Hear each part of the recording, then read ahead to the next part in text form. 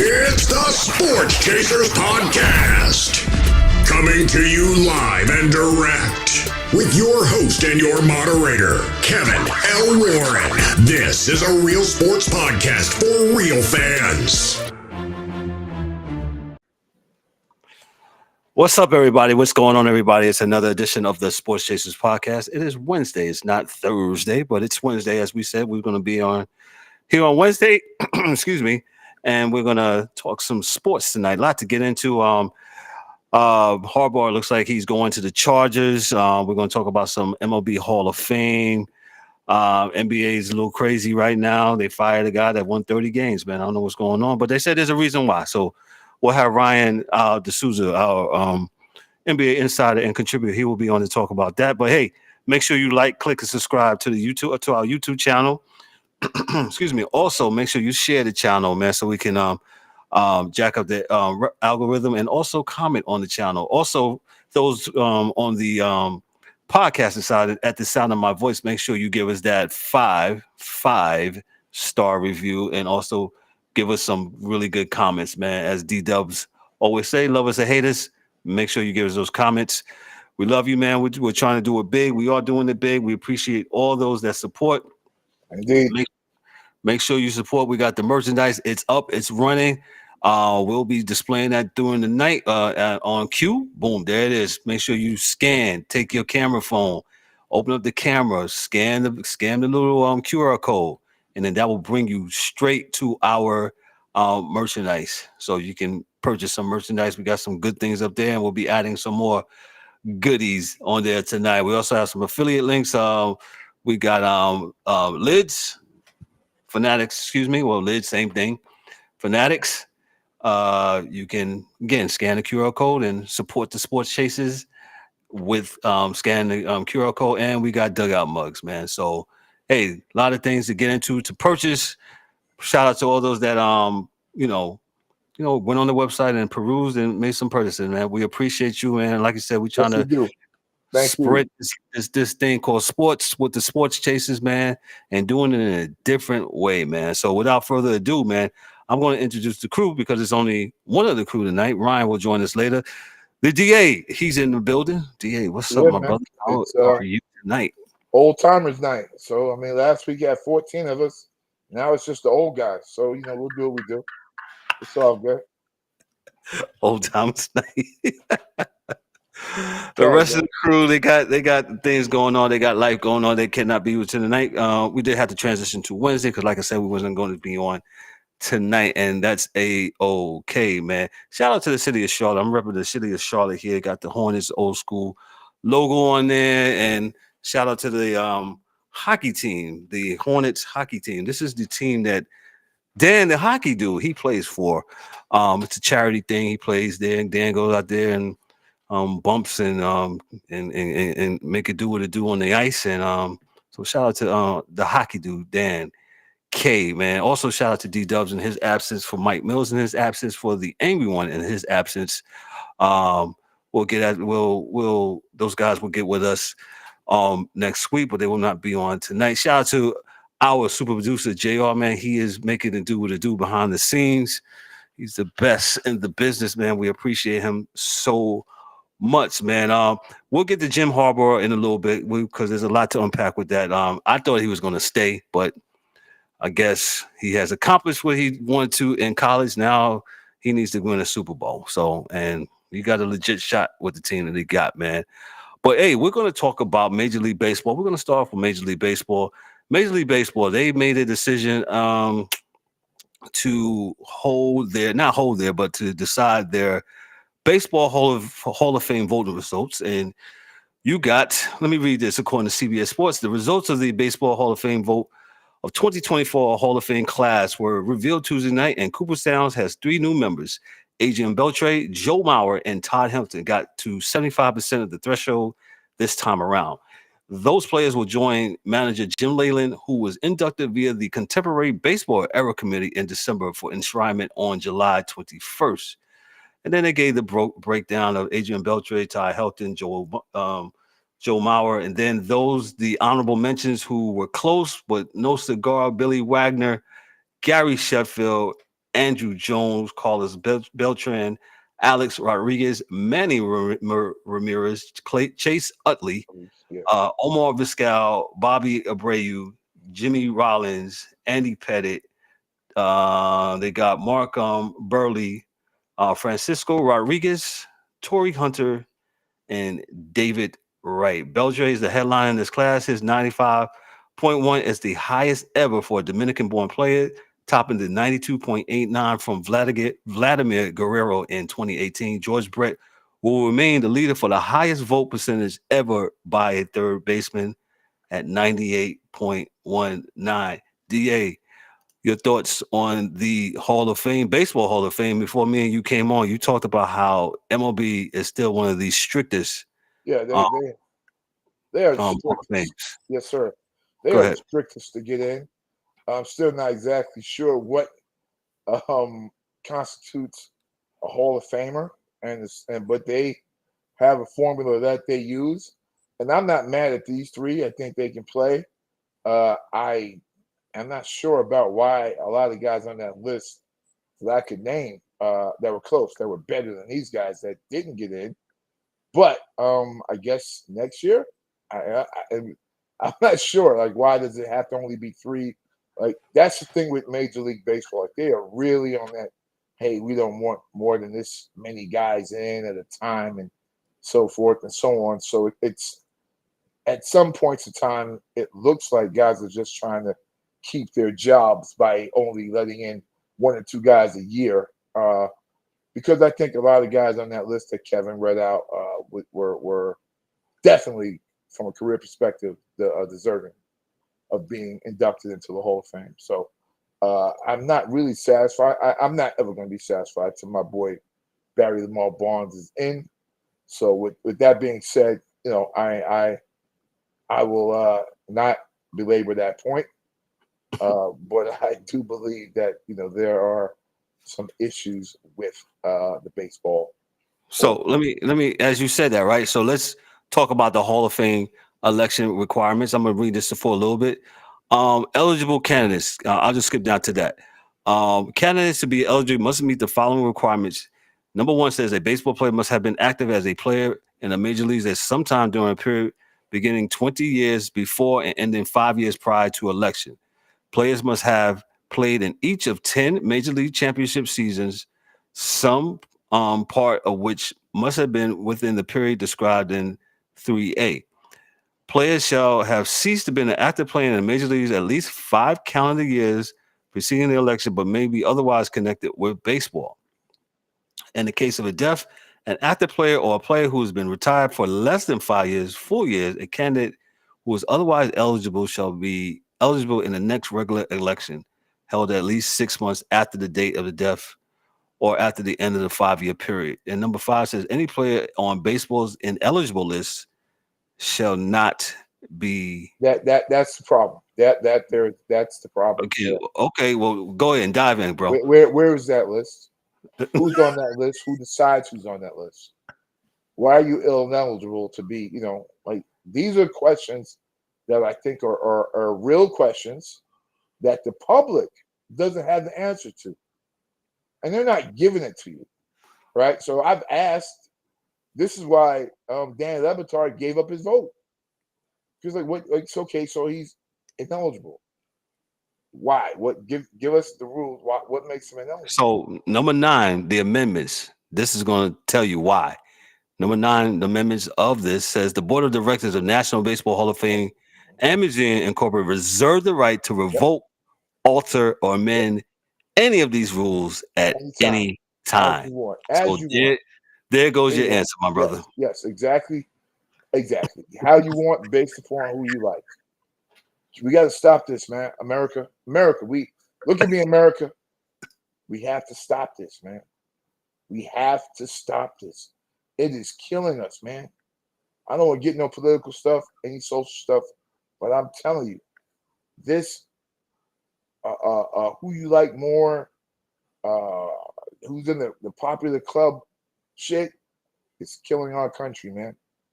It is, because we can't get anything honest, and no one believes in any vote anymore for anything. because it all seems like a popularity contest rather than a contest based upon merit and what you do, right? So even if you don't like a guy, like, so you have people that are not well liked by the press, but Steve Carlton got in. He never gave an interview, ever. He got in. So let me read the ineligible list. Okay. You got people banned from MLB. You got the Black Sox scandal. You got Shoeless Joe Jackson and all of them. That was back in the 1919 World Series that the White Sox threw against the Cincinnati Reds. Then you had the Joe Gideon. He was the St. Louis Browns second baseman in 1919. Gene Paulette. These guys are all back in the days. Jack O'Connor and Harry Howell, Jim O'Cow, Cozy Dolan. People you don't know. Let me just read some people that you know. Pete Rose. Pete Rose. Okay, Let me read that. Similar to William Cox, Pete Rose was also found guilty of betting on his own team. In this case, managed the Cincinnati Reds on August 24th, 1989. I remember this. Commissioner Bartlett GMI decided to punish Rose with a lifetime ban from the league. Fortunately for him, Rose can still make an appeal to lift the ban. The former Cincinnati Reds owner has already written a letter of appeal to Commissioner Rob Manfred. This comes with Rose's hopes that he can someday enter into the Baseball Hall of Fame. In 24 years at the big leagues, Rose garnered several milestones, including 17 All-Star appearances, 3 World Series titles, 2 Golden Glove awards, 1 NL MVP trophy, 1 World Series MVP, and he has also 3-time NL batting champion. Never cheated the game. Never cheated the game. Oh, but he betted on his team. Yeah, but he never cheated the game itself. No matter what happened, when he was out there playing, he went hard. Point blank, period. And he ran over a catcher in the All-Star game. Stop playing, folks. Ray Fosse, yes. Stop playing, folks. Like this dude went in all the time. Stop. All right, can you give my man, because I need to know why my boy's on the list then. Who's that? Barry Lamar Bonds. Well, no, he's not on this list. So why is he not on the other list? I guess he might be on that imaginary list, that that steroids list. You know, with the likes of Andy Pettit. What's your main man? I see. Voter definition and indication of choice, opinion or will or a question, such as the choosing of candidates by or as if by some recognized means, such as a ballot. But yeah, that whole steroids era. Who got in and who didn't? Well, we're gonna have to see who gets in from there, because listen, man, and we all know the truth, and I'm gonna tell you the truth if you don't know the truth. Major League Baseball co-signed the steroids. They co-signed it. They were in trouble after the strike. People weren't coming back to games. Nope. Dig the long ball. They turned the other cheek and let everybody use. So balls were flying out the park. Brady Anderson hit 50 home runs. Everyone, Brady Anderson hit 50 home runs. Prior to that, I think his high was 18. All right. So what I'm saying to you is they knew. They said it was all good to get fans back in the building. You had the McGuire Sosa thing with them both of them using, and they were on TV every night. McGuire Sosa. And now we're going to say, oh, boy, slap you on the hand and you're bad. Oh, no, America. We can't let that pop. That's not right. It's not right. I don't have any issue with, I'm just right and wrong of it, man. That's not right. How you going to give me, a NASCAR analogy? How you going to give me this extra stuff for my car to use? And then when I use it, now you mad. Yep. Come on, man. Stop. I just, yeah, man, I can't with the Baseball Hall of Fame, man. It's so discouraging to me, man. Like, and I love baseball. I love baseball. So it's very discouraging to see, man, how they do it, man, for real. So you said they're one of the strictest. But they strict to a point, it looks like. Yeah. And I think so to get into what you said, they want to be sanctimonious, and everybody was involved. Everybody was involved. Like you said, the strike had crippled nobody was coming and checking for baseball. They was like, yo, we're sick of y'all going on strike. Every 2 or 3 years, y'all go on strike. That thing in 94 about killed baseball. Kev, we was pushing mail carts in, baby. We remember we was there. Come on, man. Come on, man. Yep. But let's focus on, like I said, let's focus on the inductees. The inductees. We got I'm sorry. Mauer. Joe Mauer played most of his career with the Minnesota Twins. I believe he played his whole career. Yes, with the Twins. With the Twins. Your thoughts on Joe Mauer? Great bat, professional hitter, man. He was there all the time. He did his thing. He had this sweet left-handed swing, boy. Sweet swing. You could always count on him to hit for average, but he could put it out the park. He was a professional hitter, like my man, what's his name in Seattle. He was a professional hitter, and he played the field. So I got a lot of love for Joe Mauer, great player and well deserving of being in the Hall of Fame. All his stats for the stat nerds were high. His whole career, I don't think he had maybe 3 or 4 down years, and that might have been due to injury. But yeah, hell of a player. Mauer played in parts of 15 seasons in the majors, hitting 306, 388, 439 with an OPS of 124 with 223 hits, including 428 doubles, 143 home runs. He drove home 923 runs while scoring 1,018 times. He won the 2009 MVP, 3 Gold Gloves, and 4 Silver Sluggers. He's the only catcher in history to win 3 batting titles, and one of just 12 to win an MVP. Mauer is now one of the 3 Hall of Famers to only play for the Twins, joining Kirby Puckett and Tony Oliva. Yes. Now there's other catchers that were, I think, might have been deserving as well, but we'll talk about that another day. But yeah, I thought there was some, Chase Utley. There was some other catchers that were pretty good in that era as well. So yeah, let me go to the headline. Beltre's 21 season, and it looked like Beltre was going to play forever, right? In the majors, he collected 3,166 hits, 636 doubles, 477 home runs, 1,707 RBIs, 1,524 runs. He won 5 Gold Gloves, including 2 Platinum Gloves, 4 Silver Sluggers, and finished in the top 7 of MVP voting 5 times. A career 286 hitter, 339, 480 slugging percentage, racked up a WAR of 93.5 in his career, and that trails only Mike Schmidt and Eddie Matthews among third basemen. Beltre played for the Dodgers, Mariners, Red Sox, and Rangers during the course of his illustrious career. There's an argument to be made that he's the top 3 all-time third baseman. Yeah, 100%. Man, dude, listen, man, he hit everywhere. He was a hitter. The dude hit everywhere. Like every stop he was it. Didn't matter. Did not matter. Did not matter the park. That dude hit all the time. And he moved dudes over. Like he was one that you knew he was going to move him over. Like if you're on, he comes up, you're getting moved over. Like get your bags packed. Because whatever base you're on, you're not staying on that base. So he was a super duper hitter. Like I enjoyed him his whole career. Was scared of him his whole career because he never got to be a Yankee. Of all the damn teams he went to, he didn't come to mind. So yeah, right. Lots of love for Mr. Beltre. Congrats, and again, well deserved. Well deserved. Gotcha. Todd Helton, he's the first Hall of Famer ever to play for the Colorado Rockies. He'll join Larry Walker as the 2 players wearing the Rockies cap on their bust.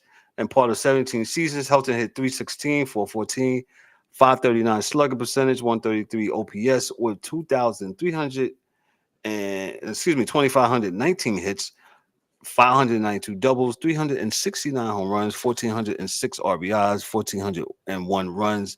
The 5-time All-Star, won 4 Silver Slugger and 3 Golden Gloves. He ranks 17th among first basemen in WAR. Your thoughts on Todd Helton? I'll say this about Todd Helton. Phenomenal player. A lot of people will push back and say, "Well, he played in Coors Field." Yeah, well, sorry, he that's who drafted him. That's where he played at. Well, that's who drafted him. Yeah, and the Rockies, those have never been to Coors Field. I haven't been, but they compensate for the thin air by moving left field is like almost 390 feet. Yeah, they moved right field. Yeah, they move it back. Yeah, because the the ball and the physics and all that stuff. I'm not a scientist by no means. The ball goes clear out of there. So yeah. So yeah, and that's why he racked up a bunch of doubles, and so did Larry Walker. So, Helton was definitely a professional hitter. Yeah, and almost 400 home runs. So, you can't really knock him. And we all have to understand that he did have to come up. He had to play somewhere else, which is, Double A and Triple A before he got to the team. So he showed that he could hit wherever the heck he was at. And then he got there, and things just, turned into what they turned into. But he was a good representation of the Rockies. Again, like these are guys that never got in any trouble that I saw. They played the game the right way. And I'm not going with those invisible rules when I say right way. I'm talking about for the fans watching.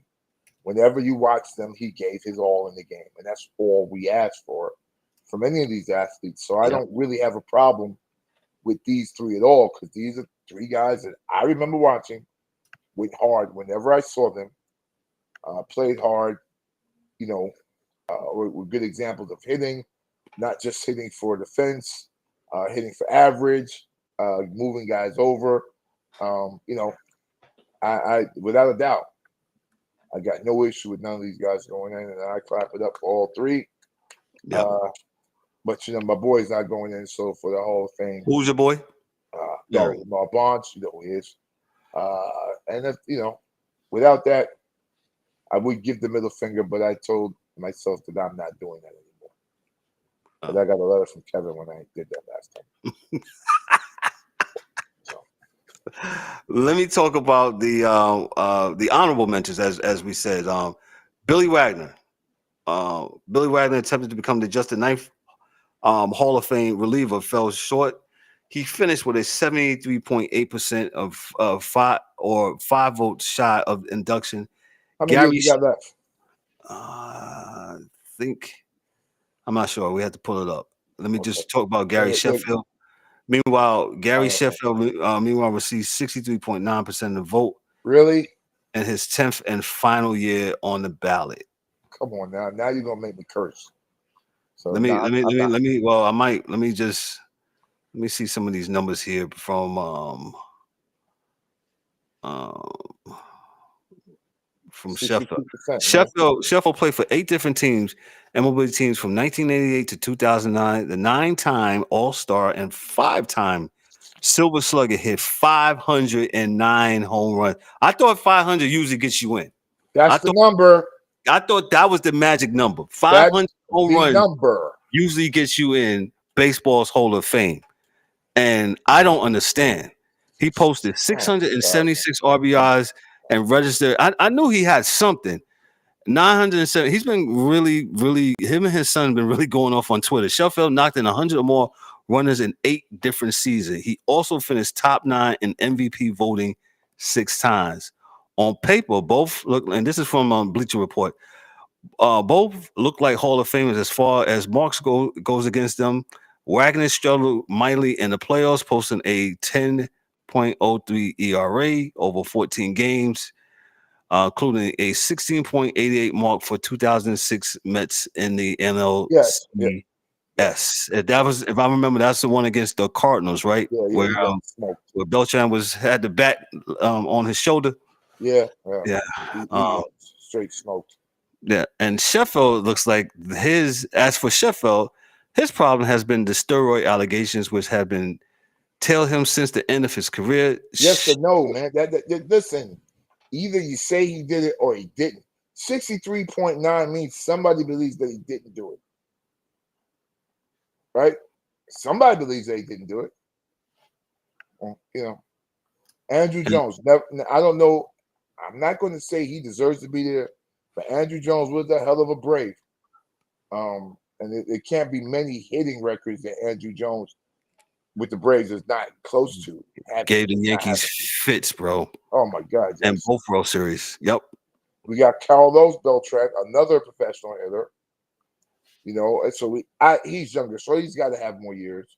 Alex Rodriguez, I'm not going to say anything because he admitted to the steroids, and if he gets in, and that's going to be very telling as to what this whole thing is about. So if you contrition and act like you're sorry, then this is what happens. Manny Ramirez, professional, there's not even a question though. He could have won at first ballot. Like he was nice like that. And so is Omar Vizquel at shortstop, probably one of the best shortstops to ever play the game. Bobby Abreu, Jimmy Rollins, Chase Utley, and Andy Pettit, again, these steroid allegations with him and his boy down there in Texas. Right. Mark Burley, great pitcher. Francisco Rodriguez, Torrey Hunter, that's interesting. Great player. I don't think he's a Hall of Famer. I don't think he's a Hall of Famer. I can't. Yeah. But the Sheffield one troubles me a lot, and 500 homers usually is the magic number, gets you into baseball's Hall of Fame, which is, like you said, DA, the strictest Hall of Fame out of all the sports. Ryan, welcome, Ryan. We got our NBA contributor inside. He's with us tonight. Ryan, welcome, brother. How are you, sir? Looking all great. What's up, fellas? How I look? What's that background there, homie? I'm grooving, right? Yes, sir. Yes, sir. All right, here we go. Yeah. Yes, sir. Nice. Yeah, Ryan, we were just talking about baseball Hall of Fame. Yeah, that's what we were talking about. Go ahead. Listen, man. If Barry Bonds ain't in the Hall of Fame, I don't even. There is no Hall of Fame. That's what I say. There is no Hall of Fame without Barry Bonds. I don't care what he took, what he didn't take. He was already a Hall of Famer before he even started taking the substance abuse cream. And let's also be honest, right? Okay, he was dominating. He already won MVPs, Gold Gloves, even when he was skinny Barry. Okay, yes. And not only that, baseball knew about the steroids. They didn't say anything about the steroids when Sammy Sosa and Mark McGwire was going crazy, and chicks love the long ball, all that stuff. He wasn't even right? And DA said that. Go ahead, bro. Right, my boy. We right here. Me and Ryan. Not only that, you know what I'm saying? They knew they knew it was going on, right? And then Barry Bonds is like, hold up, I'm way better than these cats. Way better. And if baseball is not going to do anything to them, and they know they're on it, and Barry's like, well, hell, I'm gonna go do it too. And the thing is, with Barry Bonds, look, I don't listen. I'm not an expert on whether steroids makes you hit the ball farther, or you got your hand-eye coordination. He already had that. Barry Bonds got one pitch a game to hit, bro. One pitch a game to hit, and hit it. He's the only man I've seen in the World Series, in the playoffs, with the bases loaded. They walked him with the bases loaded. They said, look, we'll just give you a point. We're not pitching to you, brother. Oh, yep, the Angels said, nope, we don't want none of that smoke. Nope. You guys know that Barry Bonds, that was the most single-handed, almost winning a World Series by any player. I think he had 6 home runs that series. Listen, come on, man. They don't like the dude, and that's all it is. And that's all it is. They don't like the dude. And listen. To the media, Barry Bonds was a jerk, but that has nothing to do with the Hall of Fame. Has nothing to do with it. Oh, yes, it does. I mean, to them it does, but it should not. You know, I mean, like for instance, like with I know I'm going far off track. Just an example with Terrell Owens. Why the hell is Terrell Owens waiting to go into the Hall of Fame? Because he was doing crunches in his driveway? Give me a break with this Hall of Fame and these writers and these media people. It's ridiculous, man. That's why your boy down there in Florida, Dan Lebitard, I respect, because Lebitard gave up his vote. He was like, forget it, y'all can have it back. Because it doesn't really mean anything if you're going to punish guys because they didn't talk to the media. Like, that's not their job. Their job is to play baseball first. Or they have personalities that they don't particularly care for. Exactly. You should be able to be a professional and differentiate between a person's work ethic and their personality. Correct. We all do it every day at work. You can hate a mofo next beside you, but if he performs and does his job, I don't care. I don't have to go home with you. I don't got to do none of that stuff. Right. If he does And his job, you correct, Kev. And you can't come with an agenda, man. These are these guys. These are these guys' careers we're talking about. Their validity. You know what I'm saying? I mean, their validation, everything. You know what I'm saying? Like, I mean, Roger Clemens is supposed to be in the Hall of Fame. You kidding me? What are we doing? What are we doing? They cheated the game. I said, "They're cheating the game out of what? What exactly they cheat the game out of?" Because this is my point is that one, it was legal at the time. This is part one. Part one, it was legal, right? They did not have anything against guys taking steroids back then at that point in time. Two, Correct. as stated, the Major League Baseball knew these guys were doing it because Brady Anderson hit 2 home runs his whole career, and 1 year that he was all good, he had 50. All right, so that is a fact. That being said, they knew after the strike, people were not coming back to games. Me and Kevin go get a seat up in the upper loads, LOU, what they call the loads? The lows, yes, sir. Loads up in the Yankee Stadium and walk down, and then they'd be sitting on the damn dugout because no one cared when they came back from the strike, right? So then baseball's like, oh crap, what are we gonna do?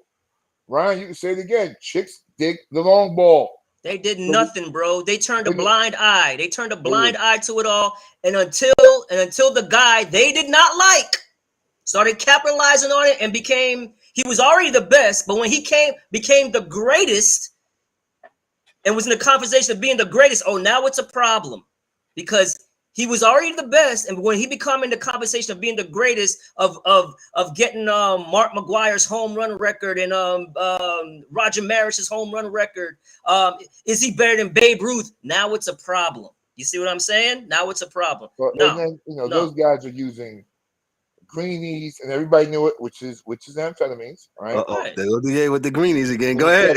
But they know it. Like dudes joke about it and say it, right? And maybe that's why Pete Rose will never get in because he told him, like, yeah, well, he said, well, what do you think about it, Pete? He said, well, we use greenies.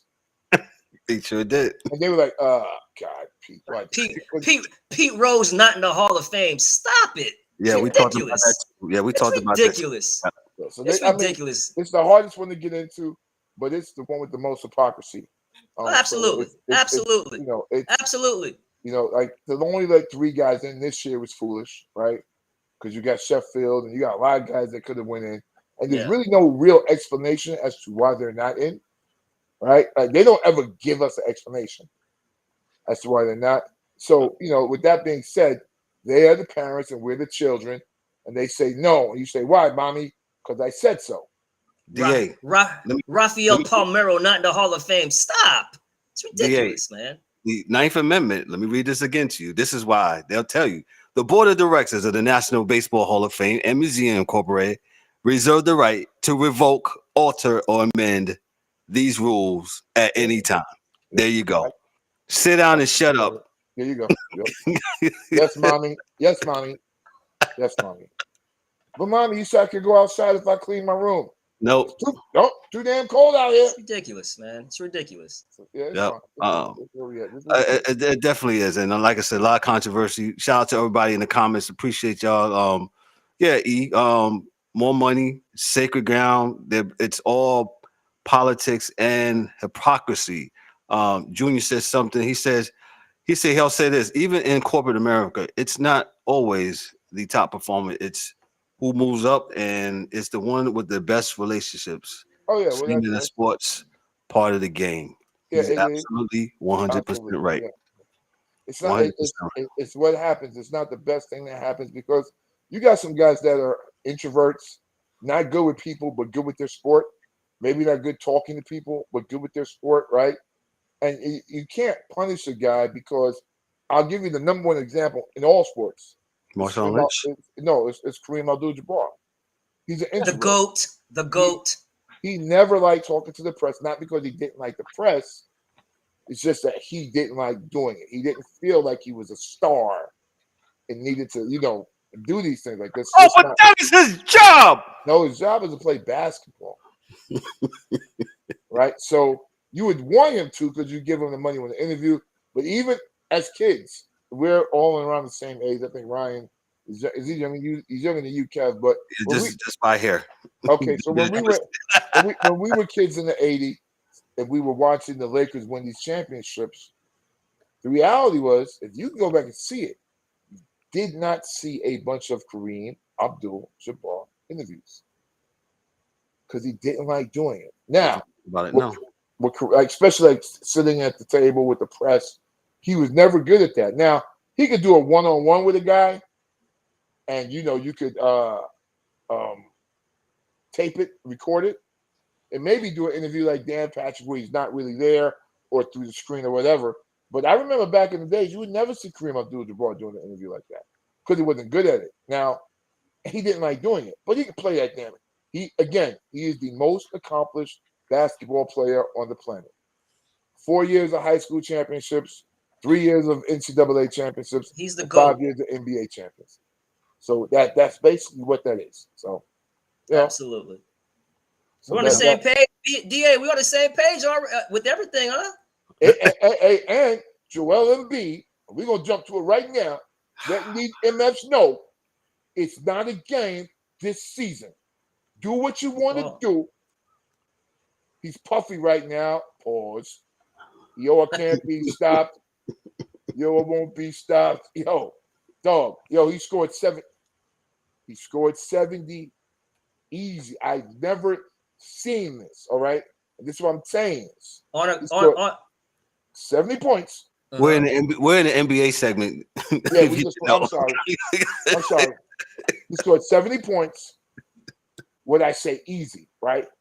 It was easy. It was in the flow of the game. He didn't look like he was hogging the ball from nobody else. Like Cat was doing in that the same night. Cat was hunting shots. Yeah. Whereas Embiid was coming within the flow of the game. And dudes were getting shots. Other dudes actually got off that game when this dude scored 70. And it was an efficient 70 too. Yeah, efficient. It's Jesus. Scary. That's scary, B. The guy's like 87% from the free throw line. Yes. Yeah. And now and other players, your boy the King, would be that dude if he got that free throw thing together. But it's what you work on.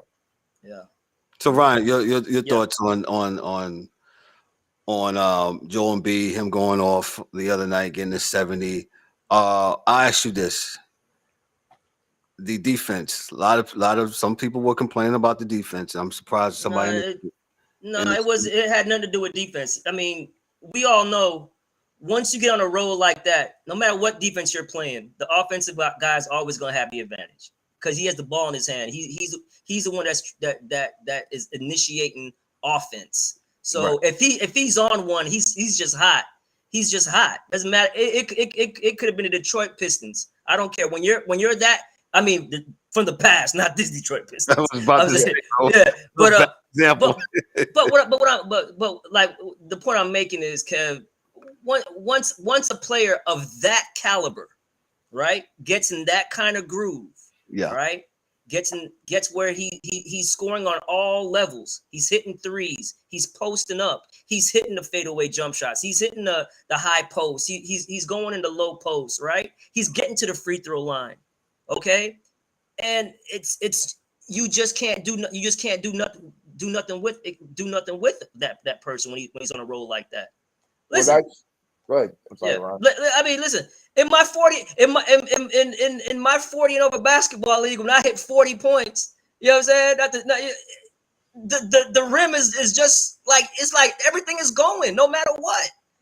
And when he's just that good. So when players like D Booker, Donovan Mitchell, I just saw that in the post. When those guys, these are NBA players, guys. When those guys get hot, I don't care who's defending. They're just gonna get off.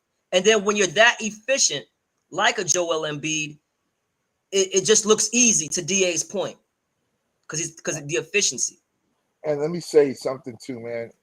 Real talk. This is from being a Knicks fan. It's funny, but you can look at the posterization of Wembyama, which means that he was playing defense. Like he had his hands up. he was trying to block dunks. Yeah. Like Wemby was not there like playing No. chicken. Like, he was trying to do what he do. Now, yes, he's skinnier than Embiid for sure. But the reality is that, he was not out of the picture. He was playing defense, trying to play defense. This dude was just getting them on every level. On every level. It's kind of hard for you to guard a guy if he can pump fake you, and you're scared. You don't know if he's going to go past you and lay you, or if he's going to hit you with that jet. Right. So at 7'1", keep that in mind. Yeah. So like I said, with guard skills for a big, you know what I mean? Yeah. So and Wemby's again, Wemby had 30, like or something like that. Wemby had a great game. Yeah. So he knows what it is. Yeah. But this dude had this thing cooking. Oh, it was almost done by the end of the third quarter.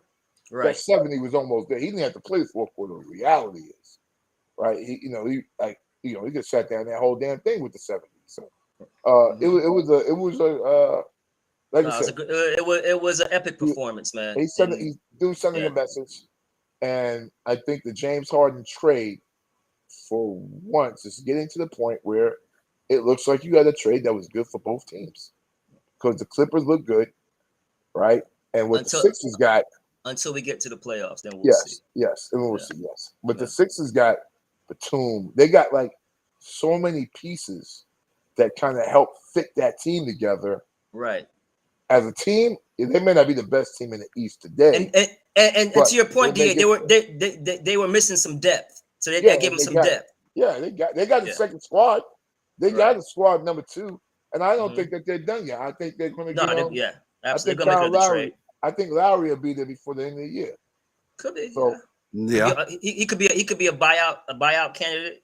Yeah, I mean, he's going to come off the bench. He's not going to start at the point, but he'll be there. Yeah.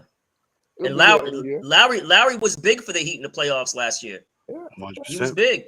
Lowry played well in the playoffs last year. So, I wanted Lowry when he came from. I thought Lowry should have went over there when he came from Toronto, but that was that whole Jimmy Butler time with the Sixers, and they were just all messed up in their decision making at that point in time. But yeah, like I said, it is what it is. I think that trade actually seems like it works for both. It seemed today that it worked for both teams. Right. Gotcha. Ryan, let's we'll talk about. Let me just go to the other big story. Absolutely. With the NBA, Adrian Griffin. It looks like he wore out his welcome or whatever happened. I'm pulling up with CBS Sports. There's like 9 reasons why they got his dismissal. Yeah. They said steps down and a trip to the White. They did it. Well, why? What's going on with that? With the Bucks and now Doc Rivers got another gig. Listen, Doc Rivers is the equivalent of the Game of Thrones White Walker. Yeah, that dude. Yes. That dude gets. Listen. Doc has been living off that championship he won in Boston, and he's been living off that thing forever. Doc Rivers Doc Rivers has, and I'm not saying Doc's not a good coach. Doc is a good coach. I'm not going to discredit Doc, but he has the most blown 3-1, 3-2 leads in the history of the game, right? 100%. And the thing is with Doc, I don't think he's a good X's and O's coach, but he can galvanize a team, with stars and things of that nature. Even though it kind of ended sour with him and Harden, but Harden is a guy that can just get sour on. Trust me, I know he can just get sour on you if he woke up, in a bad mood. So, but Doc, man, more power to Doc, man. I'm not throwing no shit at Doc. But Doc is a White Walker in the Game of Thrones, bro. That dude, he's gonna get him a job somewhere, and he's gonna get a good job. He's not getting no rebuilding job. Doc is coming in, and Doc was fired from the Clippers, and then went and got Joel Embiid. All right, you know what I'm saying? So he slides from a Mercedes to a Lexus to a BMW. Oh yeah. Ain't Doc's not going to no rebuilding job. No. But with Adrian Griffin, man, it looked like the stars kind of was clashing with him. You know what I'm saying? I know Giannis had made some comments. Yeah, absolutely. Yeah. Giannis made some comments about his making adjustments and things of that nature. Also, as far as substitutions and things like that. And like you mentioned before, Kevin, Terry Stotts, who was Damian Lillard's coach in Portland for his whole career, basically. They clashed. Him and Terry Stotts and Adrian Griffin clashed, and he ended up quitting. So he ended up quitting. So I don't know, man. Like, it's DA's right. It looked like the stars got him fired. He said something about Giannis, one of them two Antetokounmpo brothers that's sitting on the end of the bench ain't doing nothing. And he probably said something once or twice about that, and it was like, "That's it." Oh my God! Listen, is there? I mean, I'm sorry. Is there a more annoying person in the NBA than that Antetokounmpo brother on the bench? Yeah, yeah. 100%. My Who doesn't God, play? man! I'm like, man. He's I'm like, listen. I know it's all about being a good teammate on the bench, and you're rooting for your team and stuff. But man, he's annoying. Wow. he's like that. He's like that dude with you hang out with, and he's the loudest and the most, and he ain't got nothing. He just be trying to No, be that guy. He's a guy at the park that comes with a headband. Jordan sneakers, Jordan shirt, Jordan. Yeah, shirt. he got the arm sleeve, he got the wristband, the headband, he got everything, but no game, no handle. He got all that, but can't dribble the ball. Yeah, right, yeah. Hey, you choose up, I got a big man right there, and then Hey, like two plays, then you're like, damn, he sucks, bro. Amen. and I'm gonna say this, and again, y'all, look, bless Giannis for putting his brother on, because I'll do the same thing. He tried to get both of them on the team. So yeah. He tried to get both of them there. So let me read this a little bit about Adrian Griffin. Absolutely. Griffin, coach, is American coach, former player, and most recently served as the head coach for the Bucks. He played in the NBA as a shooting guard. He played in the NBA as a shooting guard in the small forward from 99 to 2008.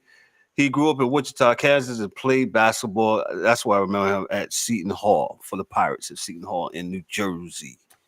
So, Ryan, let me ask you this: you think it was a mistake? Well, obviously, it's a mistake that the Bucks went, with younger and unexperienced with the team that's kind of a veteran thing, and they're coming off exactly. You know what I'm saying? No, you're absolutely correct. Bingo. Okay, my bad for interrupting you, but you're absolutely right. It's just like they're a team ready to win now. Who just got Dame. They brought in Terry Stotts, to kind of mentor Griffin. They clashed right away. So it was as if they knew, okay, all right, we made a bad decision because our time frame and his time frame and his coaching prowess. Not saying he's not a good coach, but veterans, vets are not going to, respond to his voice. Exactly, DA. They're not going to respond to his voice. So, which is like it was. I don't disagree or agree with what they did, but I found it to be really strange that you hire a guy knowing what you have. Now, what I have heard is that they hired him because they thought that team was going to be on a rebuild for the next 2 years. They didn't think they were going to get Dame. Like they were going to try to get Dame, but they didn't think they were going to get Dame. Get him. My thing is with Giannis. Yeah, how's that going to be? Like you're never rebuilding when you got them. Correct. Right. Correct. But I'm just telling you, Ryan, what I've heard. Right. I've heard because again, like this. I'm not defending the fans. We're just giving you real sports. And my thing is, the things that they tell us, we need to listen to what they say on television to kind of figure it out. That doesn't make sense because Milwaukee is never in a rebuild with Giannis did because he's already said, if I'm here, we got to compete or I'm leaving. Right. That's why he doesn't have those, real long, That's why they made the trade to keep him. So my point is, they're saying they got this guy because he was a young guy and they were going to let him develop because they didn't think they were going to be any good, and then they end up being the second best team in the league. And check this out, but he's not coaching them right. Okay, so did they get to be the second best team in the league by what? How did they do that? And did they do that? Did they do that on their own, not listening to him? Well, because I didn't hear any beef all season about them not listening to the coach or them running their own plays or them telling the coach, "Hey man, shut up! I'm doing my thing," like some Jordan Poole thing. I didn't see that happen at all, and I didn't hear about that happening at all. So I'm wondering, like, when they say, "Okay, well, they weren't really listening to the guy," but you got the second best record in the East, so this doesn't really match up, right? It doesn't really match up because my thing is this, and now I'm fine with them. Listen, I don't own the team, and they can do what they want to do. But my point is this: just understand where you're at today, and you got Glenn Doc Rivers in there now, and if you end up anywhere less than the second best team in the league or in the East, then you took an L. Just know that. Just know that. And real quick, and you give Philadelphia, Maxey, and Embiid more fuel, more fire. Yeah. Well, for us now, us. because now they see you right now. They can come get you. Now they see you back. Oh, more fire. You burn for that, boy. You understand? You burn. Well, I think the move to let him go was not a regular season move, obviously, because they have a great record. But whenever you have Dame and Giannis on your team, you're gonna win games. You're gonna win games. You know what I'm saying? But I think the frustration was the X's and O's coming out of timeouts. Things of that nature. It looked like the front office could see the kind of the writing on the wall. Like, okay, I don't think we can. I don't think we give ourselves the best chance to win the championship with him as we get to the playoffs. So I think it was a playoff move, not a regular season move. So I'm fine with that. I just don't. Yeah. Like I said, what we hear them say is, "Oh well, their defensive numbers went from this to that." Well, you got rid of Drew Holiday, stupid. Correct. Exactly. When they lock down defenders, right? And Dame is one of the worst defenders in the world. By them, right. Yeah. So you I mean, obviously you get crazy better on the offensive end, but your offense really wasn't a problem. You were always in the top in offense, in the league. So, but again, that was the way to keep Giannis around. Let me ask you this, Ryan. What will Doc bring to this team?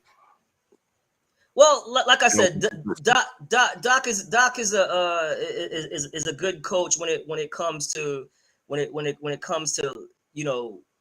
coaching stars. All right, so they're going they're going to respect Doc. I don't think they had much basketball respect for as a coach. Now, like I said, he's a former player. So is Doc. But Doc's been around. Doc's got a championship. So, like I said, it was a playoff move. So what Doc brings, Doc brings intangibles, but Doc also brings other intangibles that are negative. He's very stubborn. Doc can be very stubborn at times. You know what I'm saying? So as far as his coaching and he is a player's coach, especially with the stars. You know what I'm saying? So, but I mean, but like I said, when we first started talking about Doc has been living off that championship with the Boston Celtics for a long time, and Doc has not been good in the playoffs for a long time. So this is the oxymoron, right? So you brought him there for the playoffs, but he's not good in the playoffs. Right, he's blowing leads, and I think I just think it's because of coaching the star talent that they have, and and that's the only thing I can give you as far as with Doc. We're talking about a dude that put his son on the Clippers. When Chris Paul was like, "No, we need this. Your son ain't shit."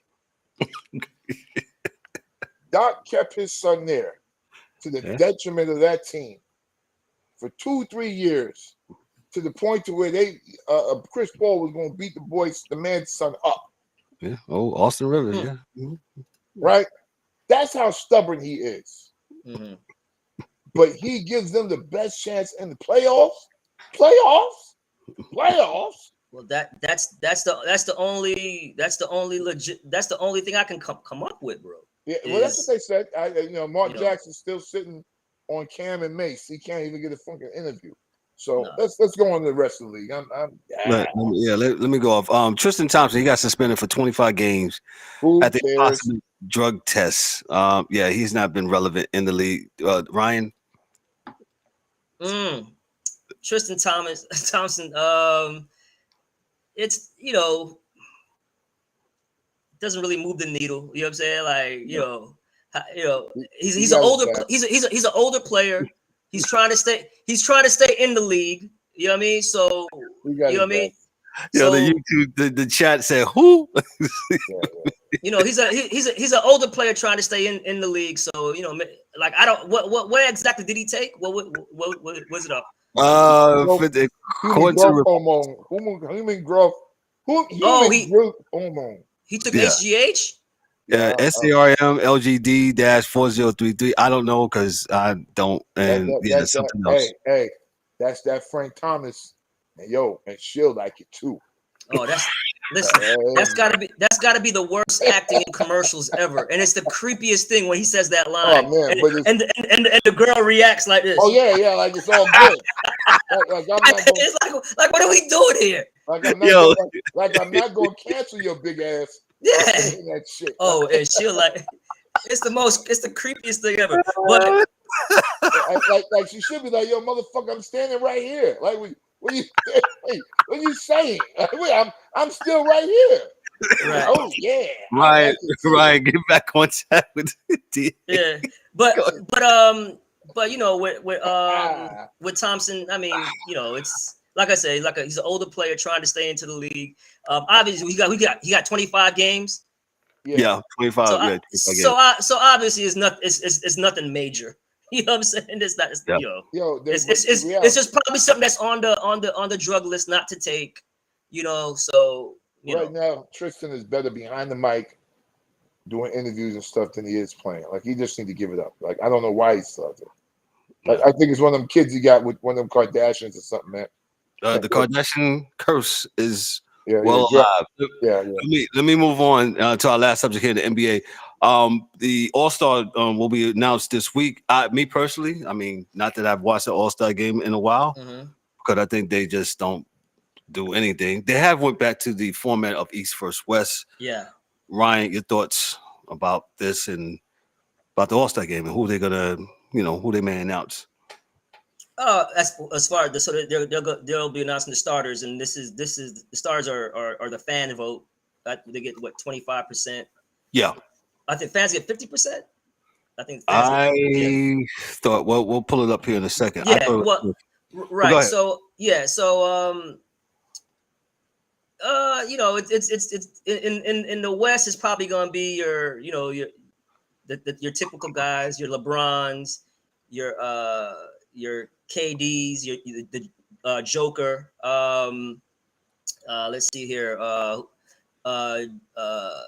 Luka and Kyrie probably. Or maybe. No, not a starter. Kyrie, not starting. Yeah. Steph will probably start because of the fan vote. But and then and the coaches pick the reserves. So that's going to be the interesting one. In the East, 50% like fans get a vote. 50%. 50%. Okay, so what it was correct. 50%. So in the East, man, in the backcourt, man, I mean, you got to reward Brunson, don't you? Yeah. Yes. You got to reward Brunson. He's man. been on Brunson's fire, bro. Brunson's having. Yeah, you know, you got to reward Brunson. He's having a good season. Halliburton, obviously. Too, yes, sir. Yeah, the East is going to walk them out the fucking gym. All right, that's what's going to happen. They're going to blow them out. They are. You know why? I'm gonna tell you why. God, everybody, don't get mad at me and don't cancel me, please. It's the Africans. No, I'm dead serious. The two Africans on and beating Giannis. Yeah, that's it. Because they're going to play hard. They're going to play hard. They're gonna play hard. Giannis plays it like it's a NBA, like it's an NBA Finals game. This is why they're going to win. Because while these other fools are out there joking and yucking it up, these two guys are going to be getting buckets. I hated the other formats. Hated the other formats. But see, that's the way even back in the days, the All-Star game got serious. All it takes is one side to be serious, and then the other side will get serious because they don't want to get right. It's competition at that point. Yeah, I mean, so the competition is gonna come out. And you don't want to get embarrassed out there, right? Yeah. So the East is going to come out playing hard. Yeah. So the West going to catch up or get catched up. And normally back in the days with the All-Star team when it was East and West, right? The first 3 quarters, it was like, you know, like the show, you know what I'm saying? Everybody, the highlights, and the last 7 minutes of the game, 5 minutes of the game, like it was serious. Like a real they get serious, right? Yep. So we'll see, man. Like I like, you know, listen, I wasn't opposed to the other formats, you know, because they were just trying to spice it up. You know what I'm saying? I'm not gonna mention the Elam ending. So I'm not gonna mention that.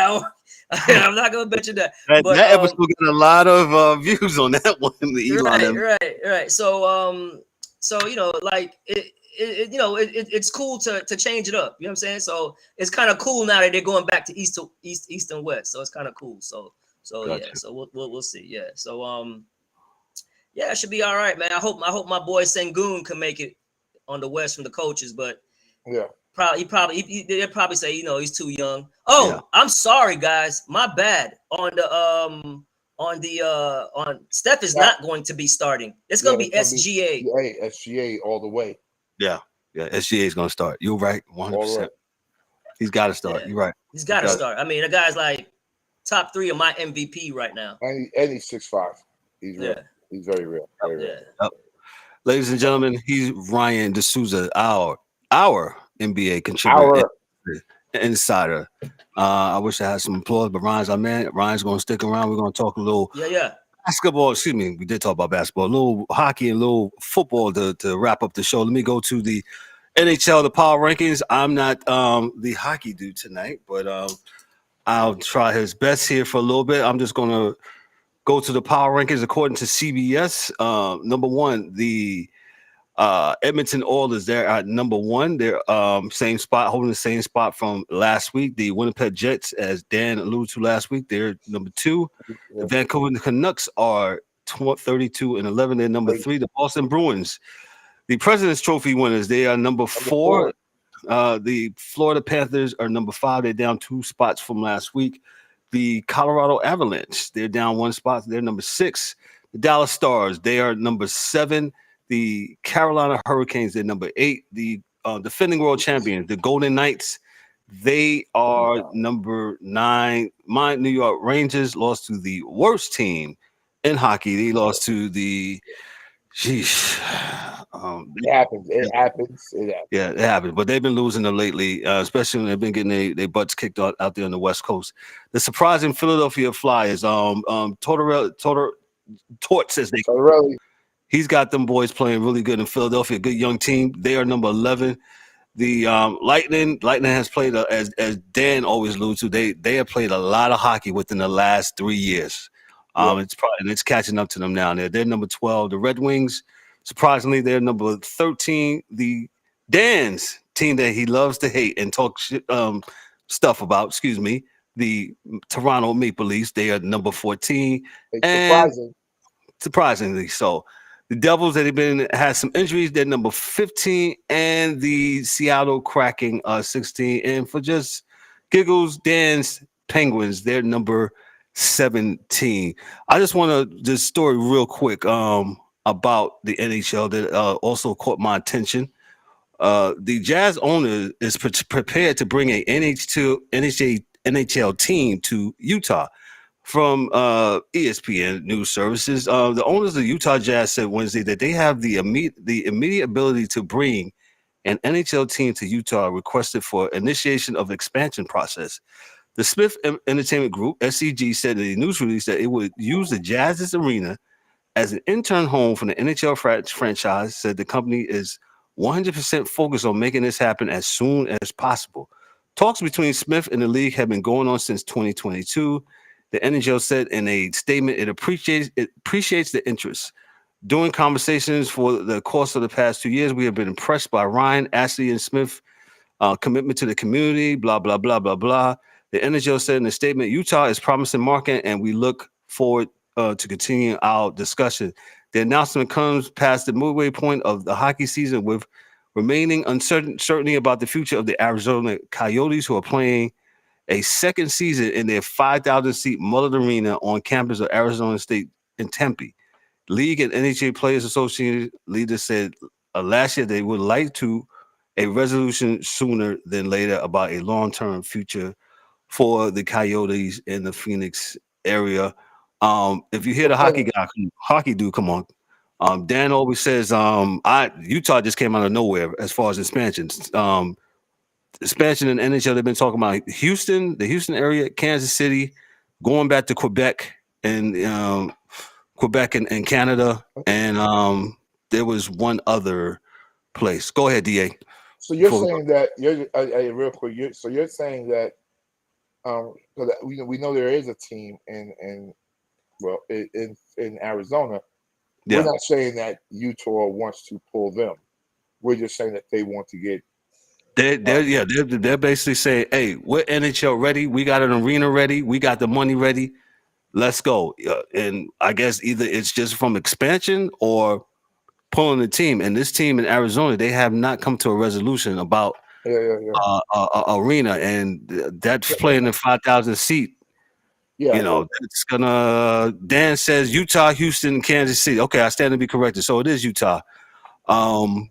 Would be interesting to see a team in Salt Lake City, and that could probably solve the problems for Phoenix. If a team doesn't support if a city doesn't support a professional team to go, that's what it is, man. I even heard talks this morning, and I don't know, D, if you heard this, man, about, and it's just rumors, so to speak, man. I mean, the Brooklyn Nets, man. I mean, that would be a shame if they moved and What you say? Did they just move there? Yeah. So let me give you a little history. Yeah, to Nashville. They talk about Nashville or something like just rumors, something like that. Yeah, I think they shot their load when Ryan, the Nets shot their load with when they went all in the first time with that when KD, well not Kevin KG and Pierce, right? They shot that was a horrible. That was awful, right? Horrible right. Trade, yeah. They cleaned the slate. They started it again. They went and did it again, and it still didn't work. And I will tell you, as a New Yorker, the Knicks run the city. I keep telling y'all, but people want to believe it. Brooklyn, no, the Knicks run the city. Even when the Knicks are bad, they run the city. They run the city, and now they're good. Right. Yeah. And Atlantic and Flatbush ain't the place to be. Not because no. A Knicks game is still an event. So yes, right. So yes, Jay-Z hook went y'all with his 2% and dipped, and yeah. So and the owner of the Nets now, he's one of the worst owners in the league. One of the worst. So there's rumors about them leaving Brooklyn. Yeah, we heard that. Just rumblings and stuff like that because they're they haven't been since they broke up the team and stuff like that. Right. That's kind of like irrelevant in the metropolitan area. Nobody goes to see them. So like tickets are real cheap. We probably can Definitely get a media pass. Hey man, we'll just get y'all go ahead down there to the man. But yeah, that's the thing. So we'll keep our eye on that stuff for the NHL and the Arizona Coyotes and see where they would move to. So let me transition to the National Football League before we get on out of here. Our last 25 minutes here, or 20 minutes here. Big news here. Jim Harbaugh, he is out of here. He won his national title with the Michigan Wolverines. His alma mater. This is from CBS Sports from Jonathan Jones. Excuse me. The LA Chargers are hiring Michigan Jim Harbaugh as their next head coach, as the team announced Wednesday that both sides agreed to terms on a deal. Harbaugh has long been the top target for the Chargers, and the coach has been looking to jump back into the NFL ranks the last several years. Winning the national championship at Michigan, his alma mater, was crucial for Harbaugh to comfortably leave for the NFL. My love for Michigan playing there and coming back to coach there leaves a lasting impact. I'll always be a loyal Wolverine, Harbaugh said in a statement released by the Chargers. I'm remarkably fortunate to have been afforded the privilege of coaching at places where life's journey has created strong personal connections for me. From working as an assistant coach at Western Kentucky alongside my father, Jack, and Tom as an assistant with the Raiders, to being a head coach at USD, Stanford, and the 49ers, and now in Michigan. Each of those opportunities carried significance.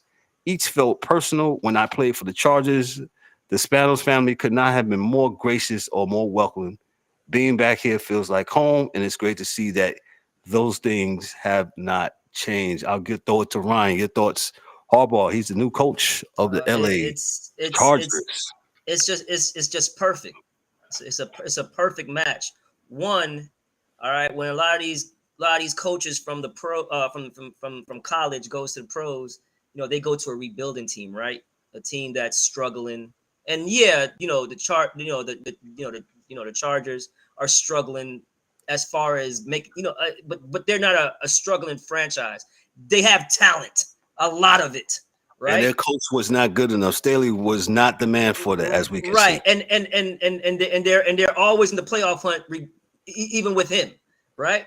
So despite of him, exactly. And I'm not trying to rag on him because look, I loved his aggressiveness, but at some point you can't be that aggressive, man. You know what I'm saying? And, he's like the all-in guy at poker.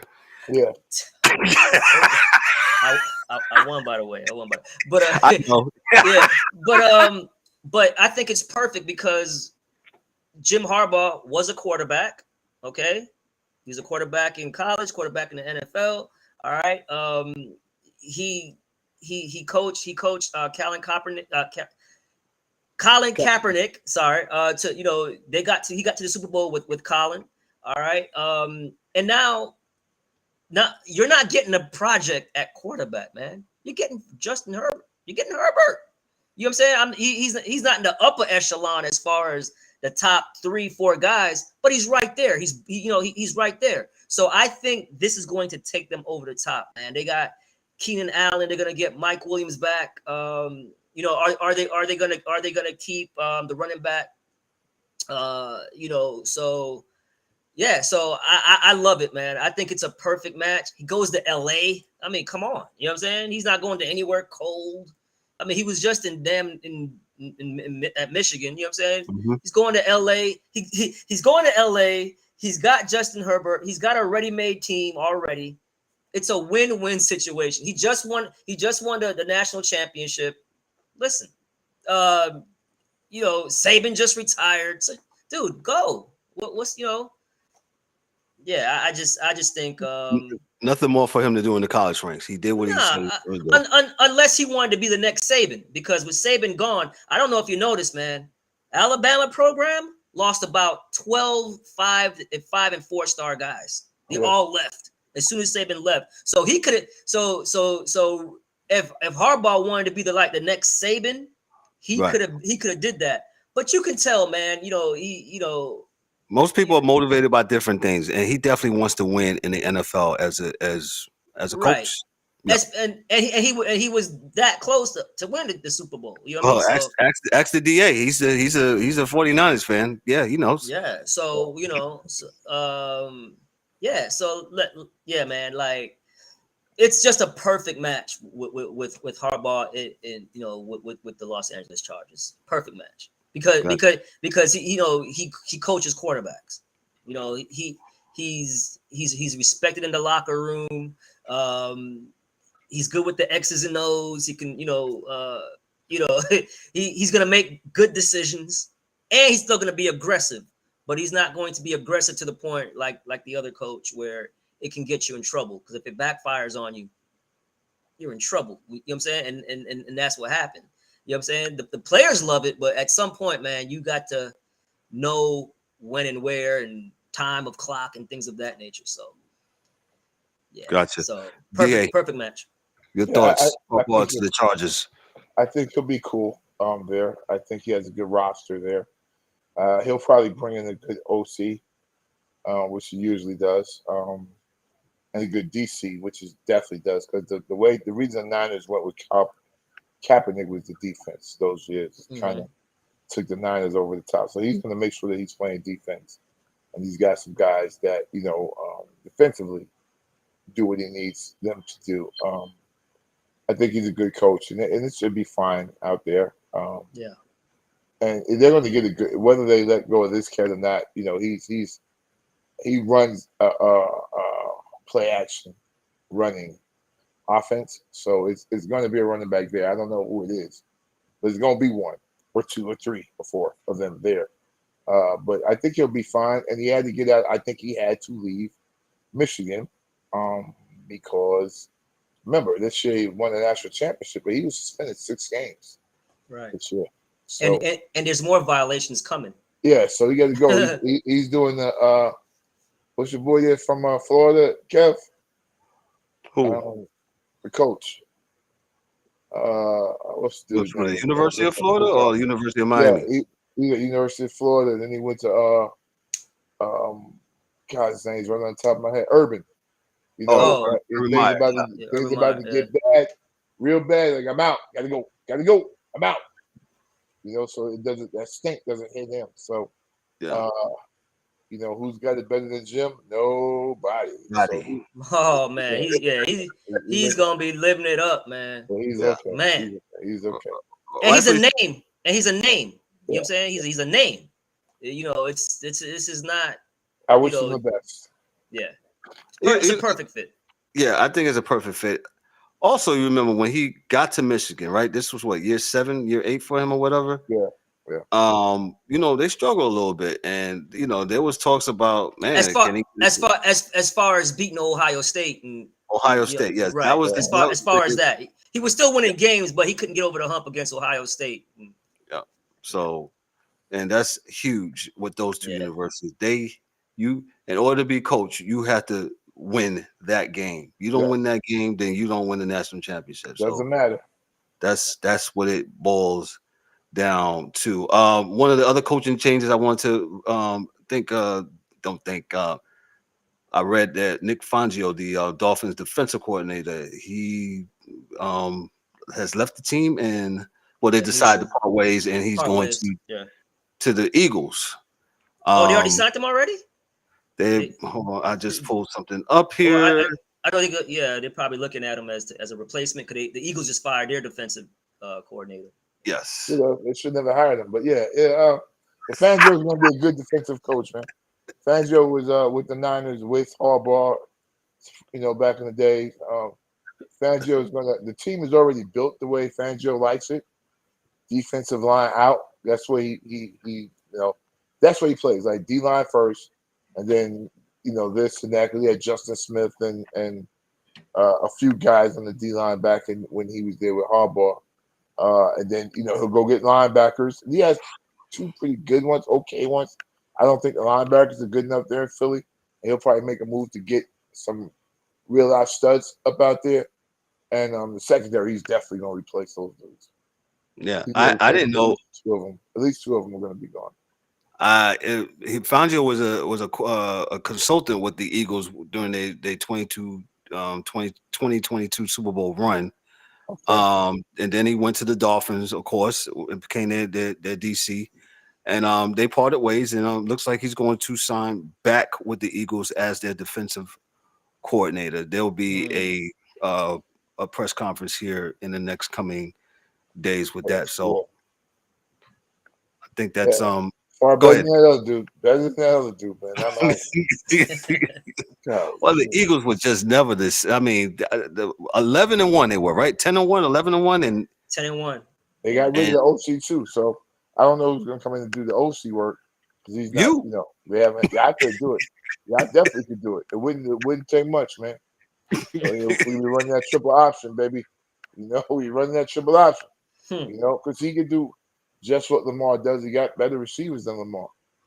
Yeah. So I would still take AJ and Slim Reaper over whatever they got in Baltimore today, Flowers and Odell or whoever else you got. Oh yeah, for sure. Yeah. So I think it's a situation where you just have to bring in an offense that makes sense. That's all. Don't make the kid into a pocket thrower all the time. Let him run. Let him do what he do, and you'll win a lot of games. Design runs. Well, didn't Buffalo try to do that? Oops, no, I'm not going to that. No. Don't go there. Yeah, okay, I won't. That's gonna grind your gears, huh? Let me go to Championship Sunday before we get on out of here. Championship Sunday is upon us. Of course, y'all know on Monday we will go over both games. We're gonna kick it to the guys. I'll start with myself first on Championship Sunday. First game up, you got the Chiefs and the Ravens. I'm picking the Ravens to win that game. I'm picking the Ravens to win this game 24-17. They will win by a touchdown. I'm picking them to win this game. The 6 o'clock game, the 6:30 game, I guess. The Lions versus the Niners. Niners will be going back to the Super Bowl, and this will be a valiant effort from the Lions. They're not right there yet. I think it's one of the best stories in the NFL this year. Dan Campbell and his crew of getting to this point. If you remember those last year when they beat Green Bay to knock the Packers out of the playoffs, and like they played from whistle to whistle at the end of that game. I said, yo, the Lions are coming, and they sure did. They had a very, very impressive season this year, but I think it will end on Sunday. I think I'm picking the Niners to win this game. They better not play like how they played this past week, DA. But I'm picking the Niners to win this game 31-20. They'll beat them by 11. I'll pass it to Ryan. Ryan, your thoughts on the game, and we'll get DA. The 2 games coming up. Championship Sunday. First game, Baltimore, Kansas City at Baltimore. I think it's what? I think the spread is 3. The spread is 3, yes. Spread is 3. So that's basically a pick'em game because if you're at home, you normally get 3 points. But I think Baltimore finds a way to win. Score, I think it's going to be 27-23, somewhere around there. But I'm picking Detroit to upset San Francisco. Whoa. Because I think, especially if Debo is not 100%. If Debo does not play, that changes the whole dynamic of that offense. It really does. Debo, I mean, I forgot about that. I forgot. Yeah, he was hurt. Yeah. Yeah. Now, mind you, they have McCaffrey. They have Kittles. They have the other wide receiver.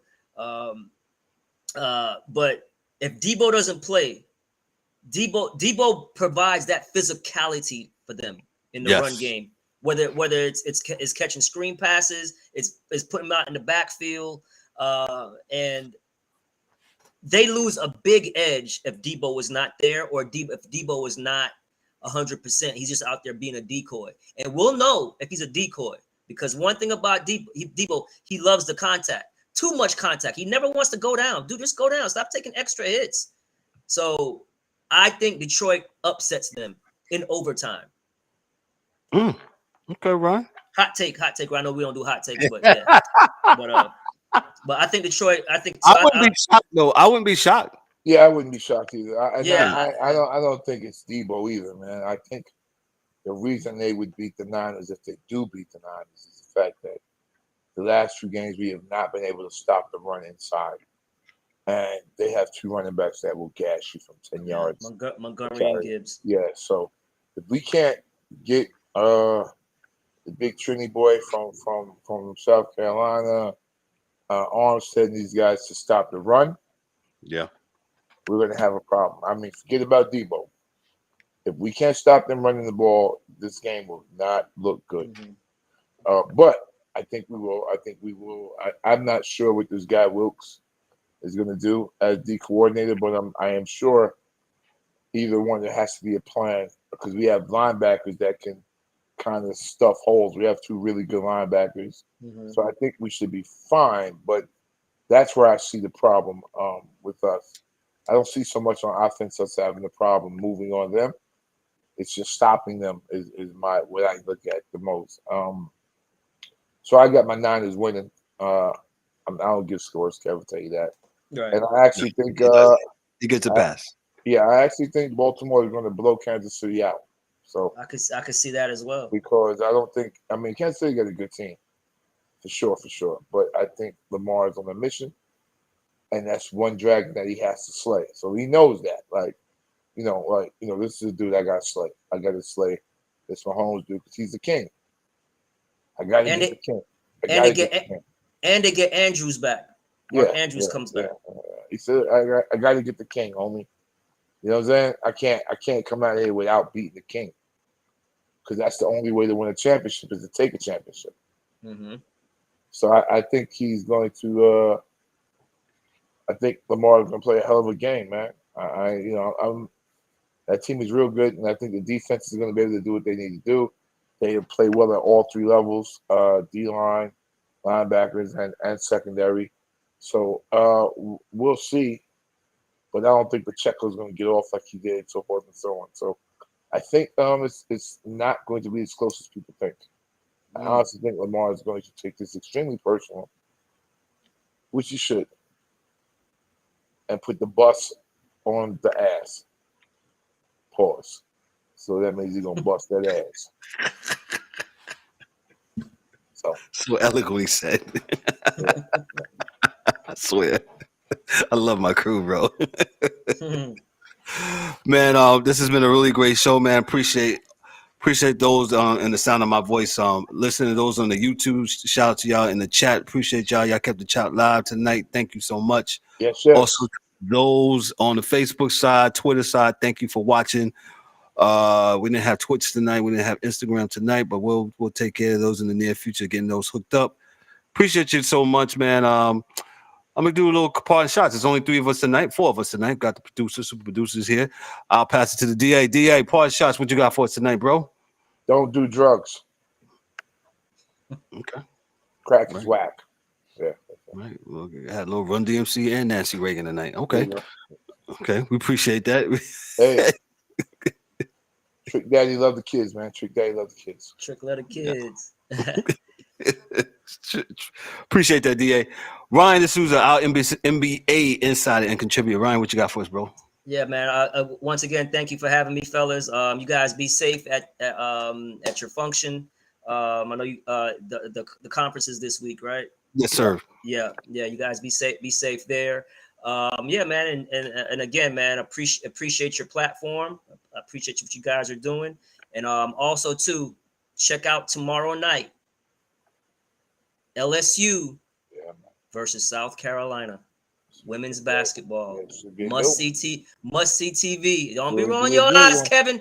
It's must see TV. Oh, that should be good. Because we'll probably be at the bar watching it. We're gonna be South Carolina, ranked number 1. They lost 1 game all of last year. They probably think that their title got taken from them. LSU's a defending national championship. And remember, South Carolina beat LSU by 30 points last year. Yes, they did. All right, and I know this is personal. This is personal. Dawn Staley don't play. She keeps tickets, receipts, ads, all kinds of shit. Dawn Staley for sure. And Dawn know that they have their championship over there. Yeah. So yeah. And Kim Mulkey is awesome too, by the way. They're Yes. awesome. It's gonna be a good matchup. So yeah, so go check that game out. Gotcha. Appreciate that, Ryan. Thank you so much, my brother. I don't have anything heavy tonight, man. It's a good show as always. Appreciate again those that are watching. Make sure you also cop our merch. We got our merchandise. If you want to go get represent your team, make sure you click on our link for lids. Support us. And you want the nice dugout mug from Dugout Mugs. You can either get a metal one or you can get a one that's made out of a wooden bat. Support us, the Sports Chasers, as well as Dugout Mugs and Fanatics, man. So again, we appreciate you for watching and hanging out with us on a Wednesday night. It's not Thursday night, but we will return to our scheduled recordings next week. We got Fourth and Short on Monday at 7:30, where we talk about the games on the NFL games on Sunday. We'll be talking about Championship Sunday. And we will be back on next Thursday, to have our standalone 90-minute show, man. So, hey, we had a blast tonight as always. Appreciate y'all again. Thank you again. This is not easy to do this thing, man, but hey, I love doing this, man. I can do this all day, man. But hey, we're going to get out of here. On behalf of myself, I'm Kevin L. Warren, in the absence of Mike Mills, Daryl D. Dubs Warren, for the James the Angry One, for who else? Dan K, the hockey dude, for the DA, and for Ryan DeSouza, our NBA insider and contributor, and also the best producer in the whole wide world, man. JR, man, this is the Sports Chasers podcast. Y'all be good, be great. Have an awesome rest of the week. Y'all be good. Peace. Peace.